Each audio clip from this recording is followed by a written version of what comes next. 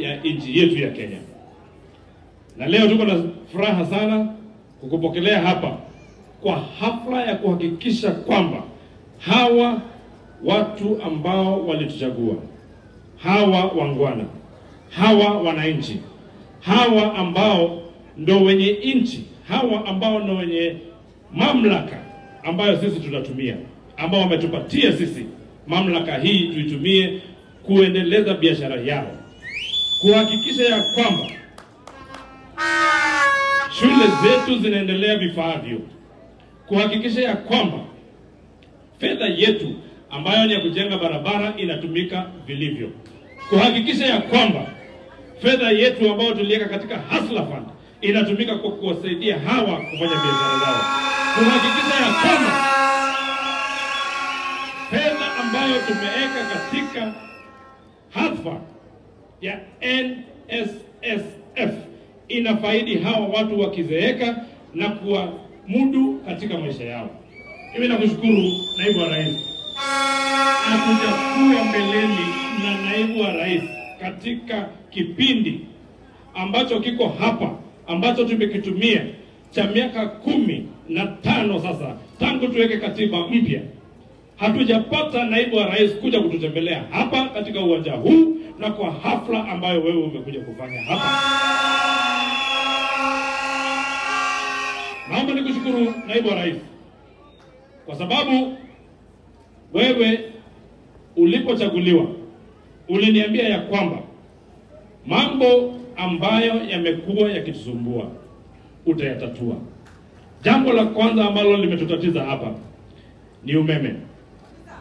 Umeme umekuwa ikipotea mara kwa mara. Ukiuliza watu hawa wa kutoka eneo la Kiganjo, watakuambia umeme inapotea mara 3 ama 4 kwa wiki. Ukienda pale Theta Tea Factory, na nimefurahia kwa sababu mmekuja hapa na katibu wa umeme ambaye mmekaa na yeye hapo. Katibu anajua nimempatia mwaka uliopita kila mwezi masaa 88 188 stima imekuwa imepotea. Sasa sisi tuko na connectivity ya umeme lakini umeme hakuna. Sisi tunaomba jambo moja, ututengenezee, na anajua hapo na hiyo request kutoka kwangu. Katibu wa umeme ako na request ya kwamba ututengenezee substation hapa Gatundu, isipokuwa ile iko kwa sababu sisi umeme wetu unatoka substation inaitwa Ngego. Kabla ifike hapa imeenda kilomita 400 kwa laini. Sasa sisi tunaomba ututengenezee substation hapa, alafu tutaweza kupata umeme. Jambo la pili, tuna maji hapa. Maboa ya maji tuko na matatu hapa. Lakini naibu wa rais, tunalipa maji zaidi ya watu wanaolipa dhahabu.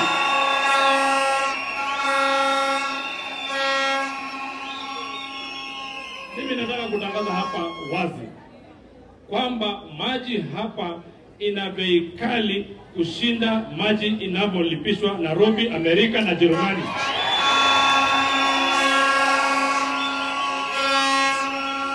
Wenye kujenga mabwawa ni sisi. Wenye kupeana mashamba ya kujenga mabwawa ni sisi. Wenye kupeana njia za maji ni sisi. Lakini watu wa kulipa pesa nyingi na gharama nyingi ni sisi. Naomba Mheshimiwa Rais, tunakuomba kwa sababu wewe ndio chair ama wewe ndio mwenyekiti wa IBEC. Unapoongea na watu ambao wanashughulika na mambo ya maji, uulize watu wa Kiambu na watu wa Gatundu, uulize kwa watu ambao wanahusika kulipisha maji, uulize, je, lazima tulipe pesa nyingi?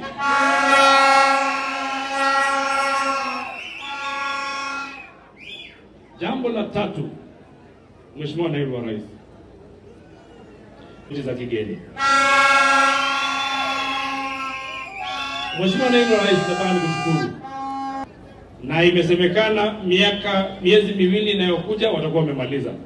Kuna soko ambalo tumelianzisha pale Gathage. Na soko hilo na Gathage umesema liliwekwa katika gazeti siku ya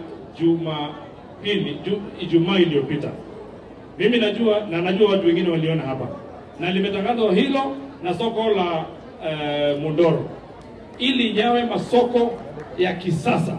Ndio watu hawa akina mama mboga, watu wa bodaboda, wamama ambao wako na chakula wanazalisha katika mashamba yao waweze kujimudu na kupata soko kutoka maeneo ya Nairobi, Ruiru na kwingineko kama Juja. La mwisho, naibu wa rais, mimi nina raha sana nikisema mjenzi ama mwanakandarasi anayeitwa HR, tumejadiliana naye jana. Ameniambia alikuwa anaangalia hali ya hewa, amesema iko sawa. Ati wewe umemwamuru akuje hapa aanzishe barabara ya kutoka kwa Kimanga kwenda kwa Uruinde kwenda Masawe na kwenda kwa Kimanga.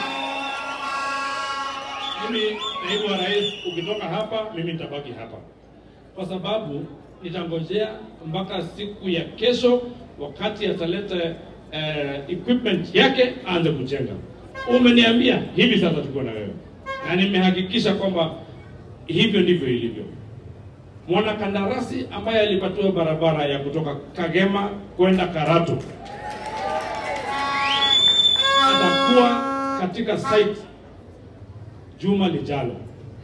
Umenihakikishia ya kwamba kiwanja cha Karatu Stadium ambacho kimekuwa kero katika maisha yetu, kwa wananchi wetu, kwa wanafunzi wetu, tutakitengeneza, kitaimarika, na mwezi ujao katibu wa michezo tunafuta serikali. Na hawa wananchi hawa ndio walitupatia serikali. Kweli rongo?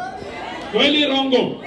Kweli rongo? Na wakasema kabisa, wakasema kinaga ubaga, watu ambao wanawapatia kazi tofauti. Wakasema wewe ukuwe naibu wa rais, wakasema mwingine akuwe rais, wakasema mwingine akuwe mbunge, wakasema mwingine akuwe gavana. Kila mtu afanye kazi yake. Na hao makatibu ambao nimesikia wanakuja hapa kuzurura kuvuruga watu wengine, wajue sisi ogo mmoja na mwana muongo. Ni mwanatali na mwana muongo. Ndio kuokoke. Lakini hawaje kujificha hapo kwa serikali hapo, na vuruga amejificha hapo. Akuja hapa aseme anataka kiti. Sio wanatambua wale ambao wanatafuta viti. Na ni vyema, ni haki yao, lakini mtu aje hapa peupe mchana bila uoga, bila usiku, bila giza. Kweli rongo? Kweli rongo?